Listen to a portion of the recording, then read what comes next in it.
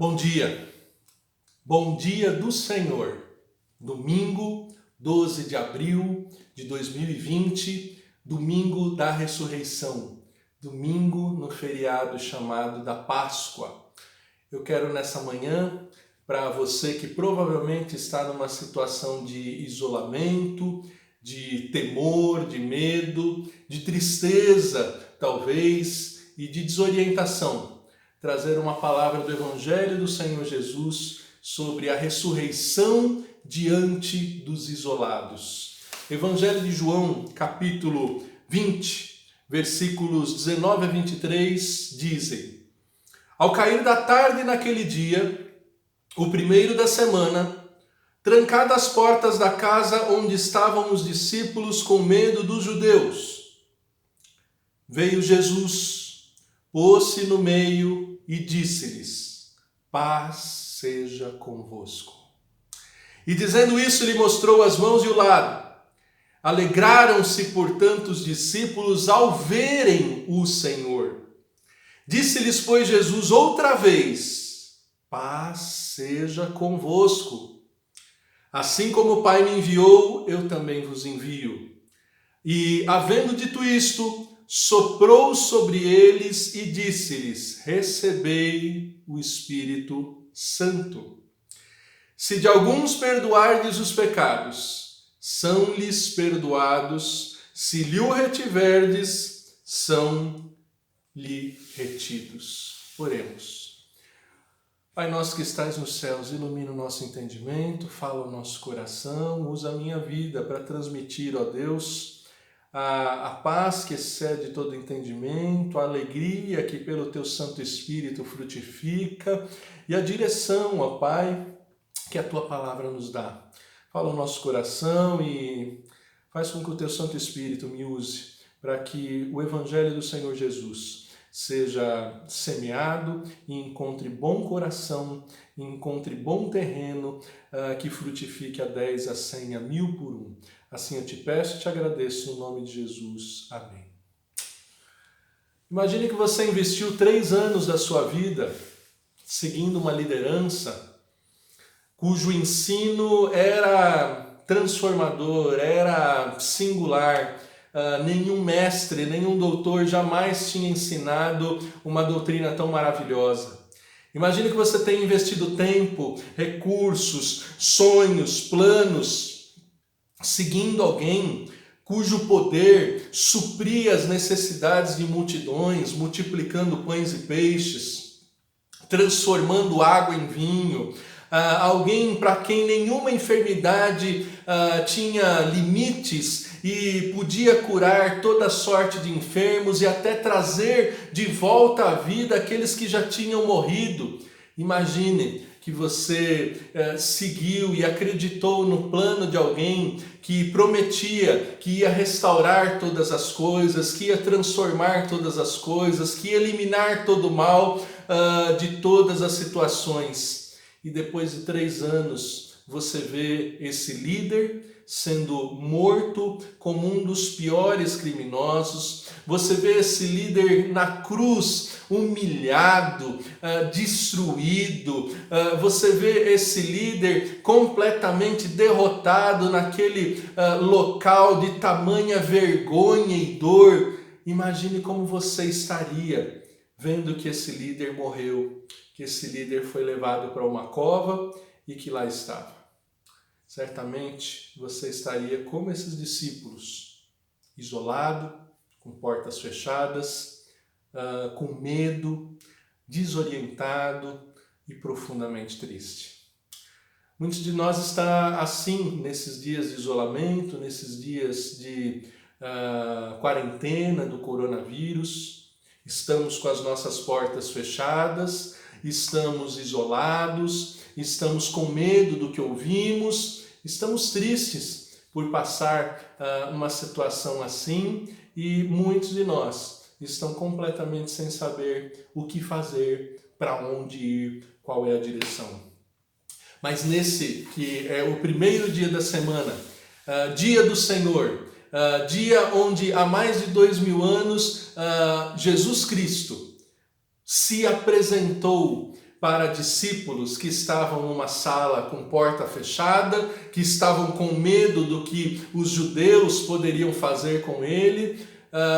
Nesse dia que rememoramos o domingo da ressurreição, nós temos essa mensagem do Senhor Jesus, a revelação de Cristo para os isolados, a revelação do Cristo ressurreto para os isolados. O que produz? Qual é o resultado dessa revelação?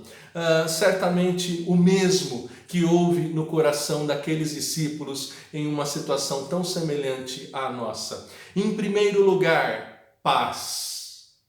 O texto por 2 vezes mostra o Senhor Jesus chegando para aqueles discípulos que estavam com o coração aterrorizado, amedrontado, e a reação natural do medo é o disparar do coração, é o suor frio, é o dilatar das pupilas, é o ficar em alerta, pronto para correr.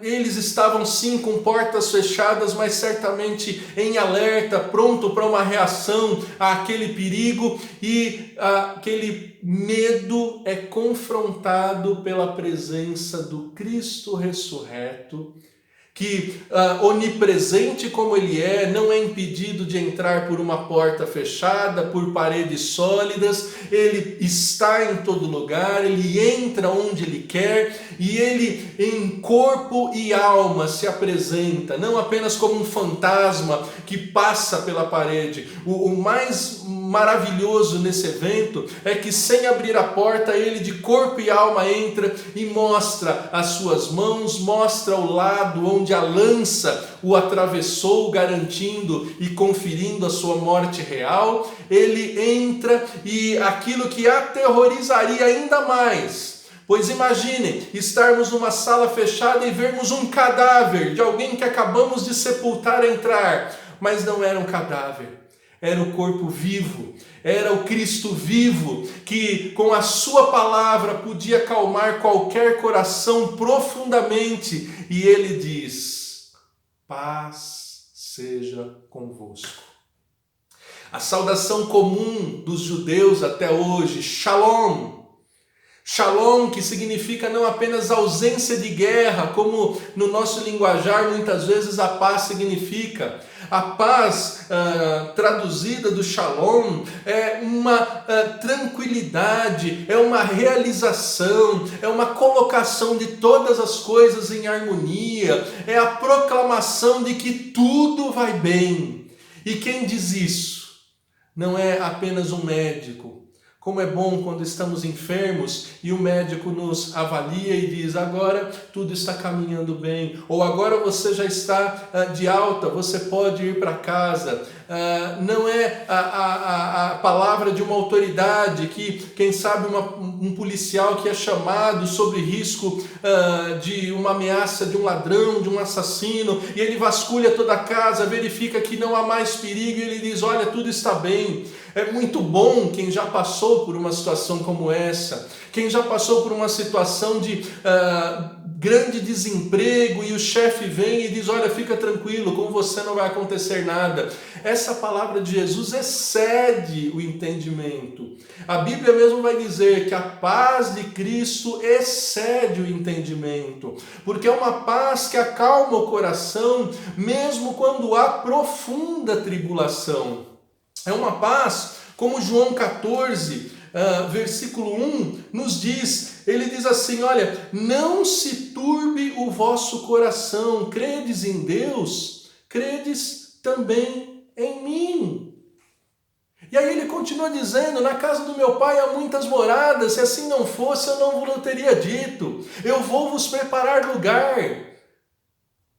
Cristo pode garantir que, por mais perigosa que seja a vida, por mais que tenhamos razões para ter medo e terror real, por mais repleta de ameaças que seja a vida, Ele pode, com a sua palavra, acalmar corações atribulados e dizer: não fique atribulado.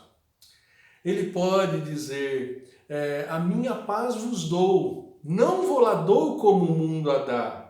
Credes em Deus, credes também em mim.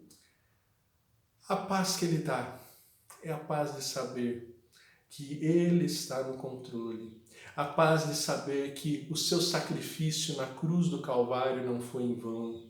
A paz que Ele dá é a paz de sabermos que na cruz do Calvário Ele satisfez a justiça de Deus, de modo que agora, como Paulo diz em Romanos 5, versículo 1, justificados, pois, mediante a fé, temos paz com Deus. Deus não é mais o nosso inimigo, apesar de sermos pecadores, apesar de cometermos tantas afrontas com nossas palavras, pensamentos, atos, omissões, apesar de sermos tão rebeldes e de despertarmos tantas vezes a justa ira de Deus, nós não somos mais inimigos do Senhor, porque o seu Filho satisfez a justiça na cruz, de modo que agora podemos ter paz com Deus. Por isso, quando Jesus diz para aqueles discípulos, mais de uma vez, por 2 vezes, paz seja convosco, é a paz que excede todo entendimento. É a paz de quem diz, no mundo tendes aflição, mas tende bom ânimo, eu venci o mundo. Ele venceu o mundo, Ele venceu a morte, Ele venceu Satanás para que nós pudéssemos ter paz. Ora, se Jesus está dizendo, fique em paz, por que você ainda está tão atribulado, tão atemorizado? Eu sei, as notícias não são boas. Talvez você esteja ouvindo essa mensagem e esteja enfermo, uma enfermidade sobre risco altíssimo de morte. Talvez você esteja ouvindo essa mensagem, temendo que possa estar acontecendo com algum querido, alguma querida tua, um pai, uma mãe, um filho. Eu sei, eu não estou falando que os problemas acabaram, eu estou falando que Cristo ressuscitou, que Ele é vivo, que Ele reina, que Ele está presente comigo e aí onde você está. E essa presença, ainda que você esteja numa situação de isolamento, ela pode fazer você experimentar a paz que excede todo entendimento. A paz que ninguém explica. Certa vez eu fui questionado por um gerente que eu tive, num momento que eu estava passando por muitas privações, óbito em família, restrições financeiras, desemprego dos meus pais. E ele me disse, poxa, você com tantas dificuldades, com tantos problemas, você sempre está feliz. E aí eu pude dizer, é porque eu tenho uma paz que excede todo o meu entendimento. Que essa paz que eu tenho nesse dia de tanto isolamento, que essa paz que os discípulos experimentaram pela presença de Jesus, seja a tua paz também nessa hora, sabendo que o Cristo vivo, o Cristo que venceu a morte, Ele é onipresente, Ele está em todos os lugares, Ele está aí onde você está e Ele está certamente no seu coração, se você pela fé o recebeu ou o receber como Senhor da sua vida, arrependido de muitas vezes ter ficado ansioso, atemorizado por falta de confiança nele ou até por ignorância, até por não conhecer ou não lembrar que Ele está presente, que Ele ressuscitou e que Ele vive. O segundo efeito desta visita do Cristo ressurreto aos isolados é a alegria. Ora, se a paz que excede todo entendimento transborda o coração daqueles que estavam com medo, desesperados, desorientados, sem saber para onde caminhar depois da crucificação, quando a paz inunda o coração, uma irmã da paz é a alegria. A alegria, e diz o texto no versículo 20, alegraram-se, portanto, os discípulos ao verem o Senhor.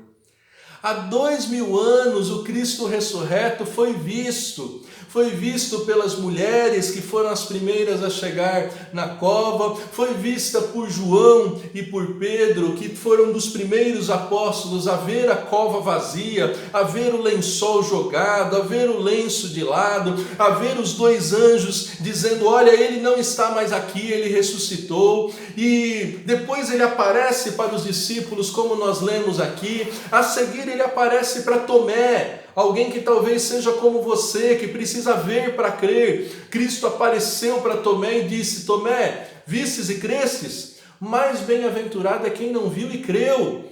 E depois ele apareceu para quase 500 pessoas, um pouco mais de 500 pessoas, como narra 1 Coríntios capítulo 15. Todos aqueles que tiveram a experiência com o Cristo vivo, com o Cristo ressurreto, ficaram alegres. Alegres por entender que a sua obra, a sua palavra se cumpriu. E ele, que anunciou mais de uma vez que era necessário morrer pelos pecados dos pecadores para depois ao terceiro dia ressuscitar. Quando viram ele ressurreto, entenderam: o seu sacrifício foi perfeito, o seu sacrifício foi aceito, o seu poder não cessou, ele continua governando todas as coisas, ele venceu a morte, portanto, alegria. Eu sei que você pode estar vivendo um momento de profunda tristeza. Romanos 12:15 diz que é para a gente chorar com os que choram e se alegrar com os que se alegram. Romanos capítulo 12 diz também algo muito interessante sobre a alegria. Veja só, Romanos 12, versículo 12 diz: regozijai-vos na esperança, sede pacientes na tribulação, na oração perseverantes.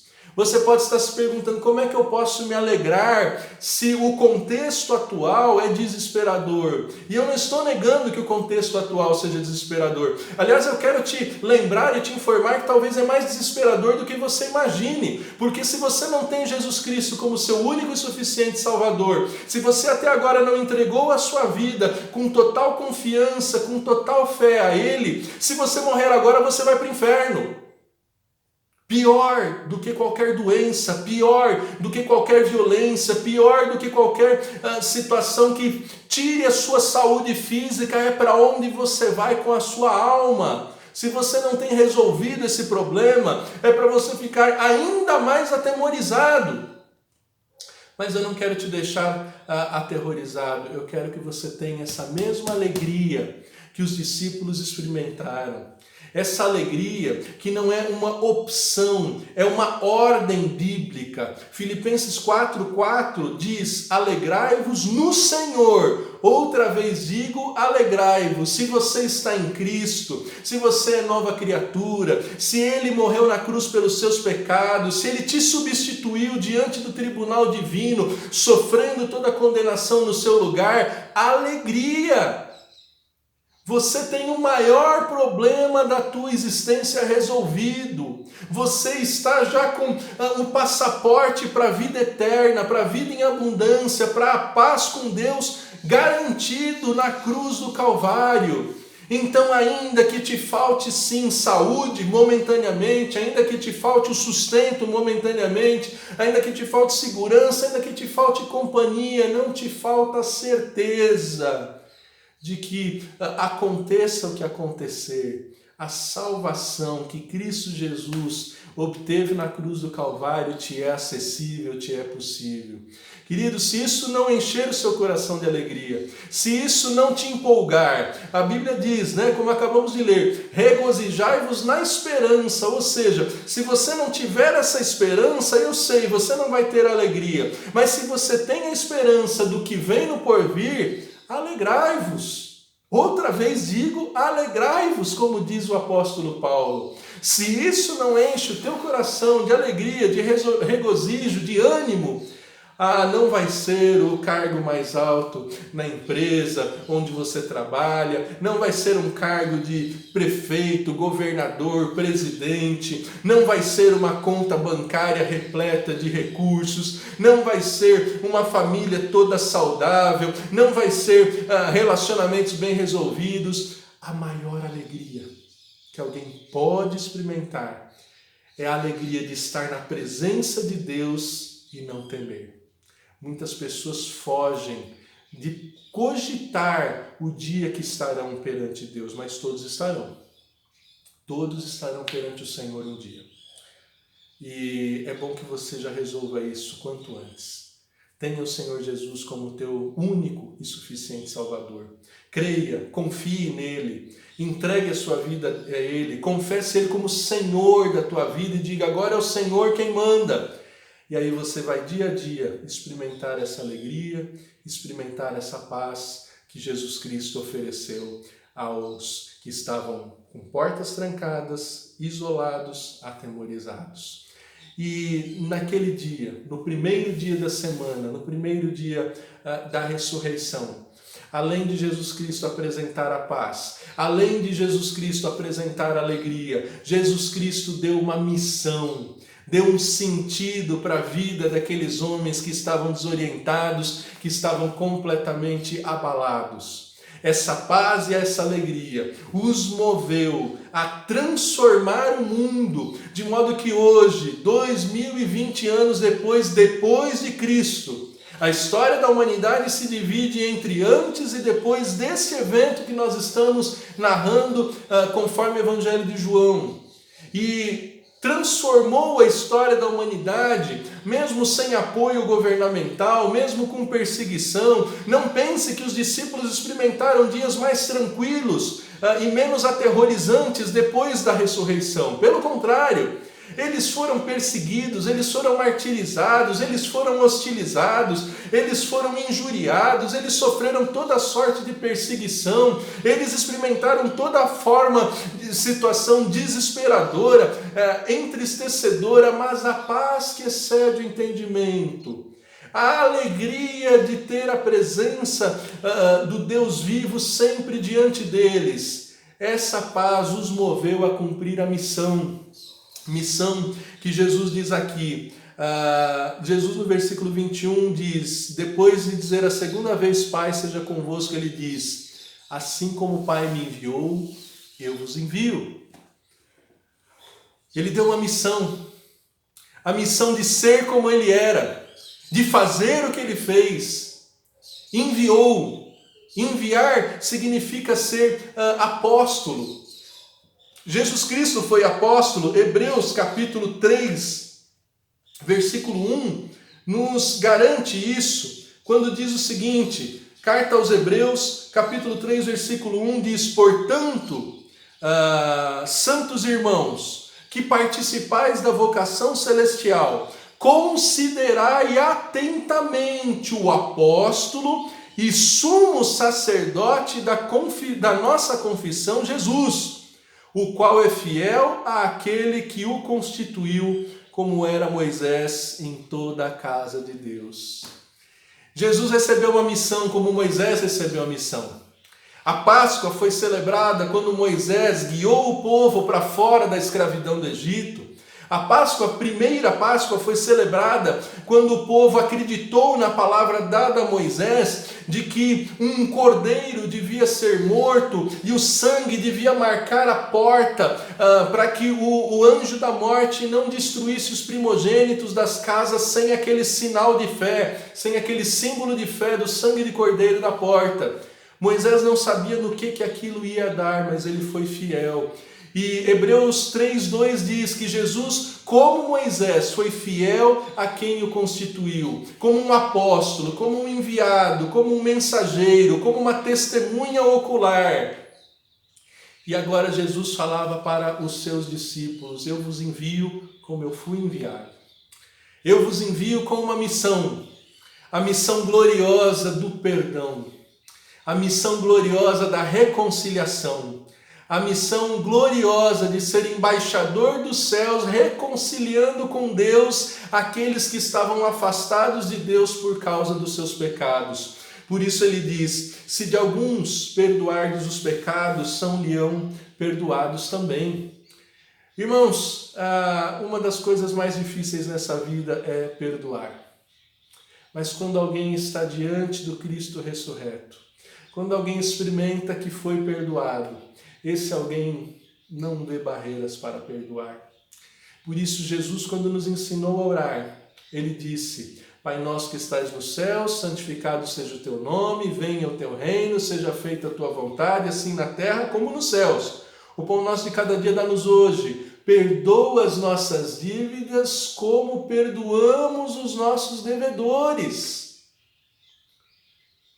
Quem pede perdão a Deus automaticamente se compromete e se sente capaz de perdoar quem quer que seja.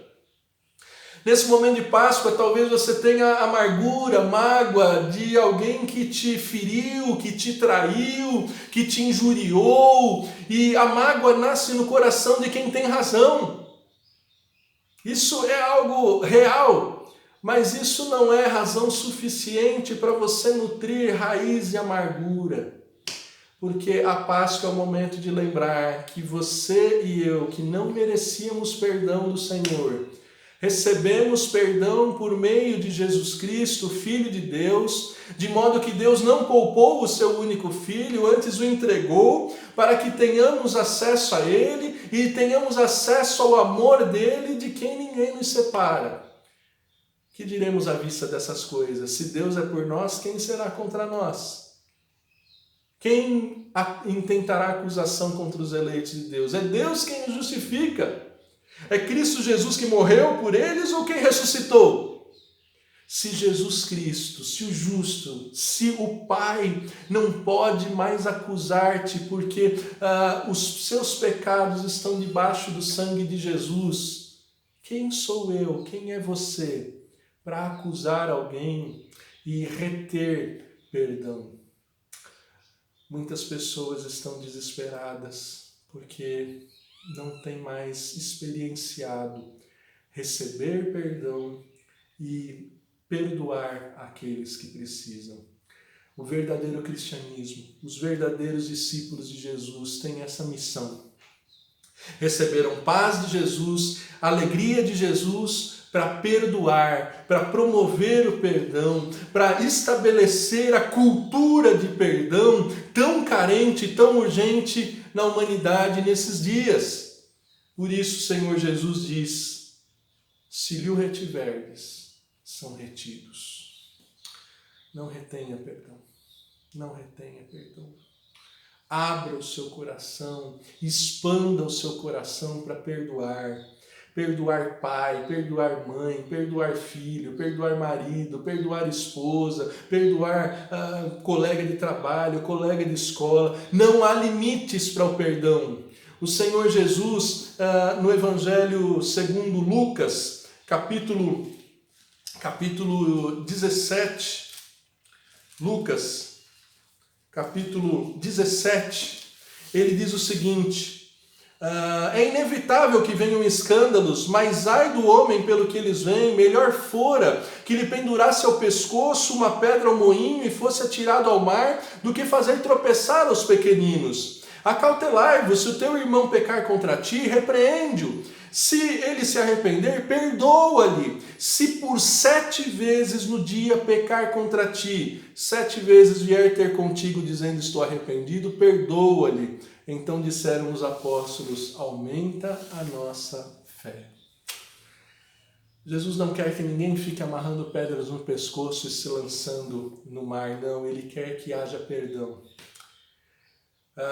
É inevitável os escândalos, é inevitável os pecados, é inevitável os erros, mas a mensagem da Páscoa é perdão.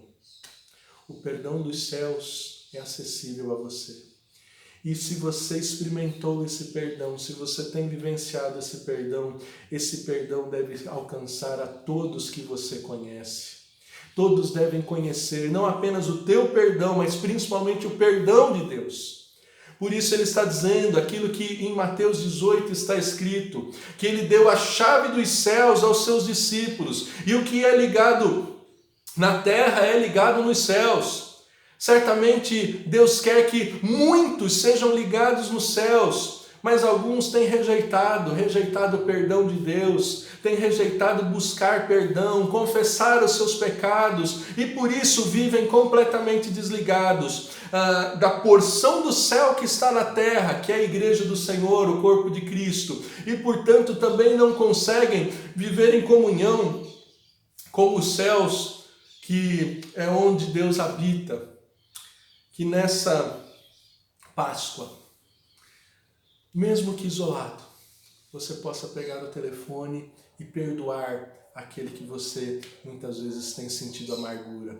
Que nessa Páscoa você possa, pelo seu aplicativo, gravar uma mensagem falando desse perdão, pois essa é a missão dada aos discípulos. Como o Filho foi enviado pelo Pai para trazer perdão, nós somos enviados para esse mundo para levar perdão, para que conheçam o perdão de Deus e, conhecendo o perdão de Deus, se sintam capazes de perdoar. Talvez você esteja dizendo, eu não consigo. Como os discípulos disseram para Jesus, aumenta a nossa fé, como é que eu posso perdoar alguém 490 vezes por dia? A mesma pessoa. O texto diz que Jesus soprou o Espírito Santo.